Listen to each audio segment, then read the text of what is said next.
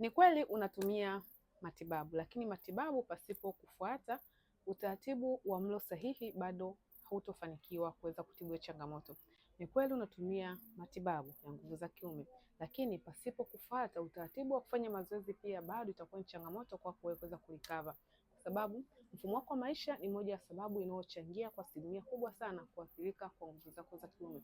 Wakati unapata matibabu, hakikisha pia unazingatia ufanyaji wa mazoezi, ulaji ulio sahihi, ili kusaidia pia hata hayo matibabu unayotumia yaweze kufanya kazi kwa wakati sahihi.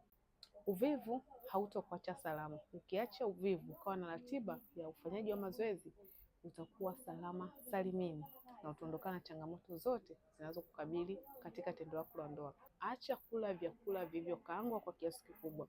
Acha kula vyakula vyenye mafuta vilivyosindikwa kwa kiasi kikubwa. Ni adui mkubwa sana katika tendo lako la ndoa. Afya yako ni uwekezaji wako. Ukiona ushauri unakufaa zaidi, uchukue, lakini ukiona hukufai, basi scroll, achana nao.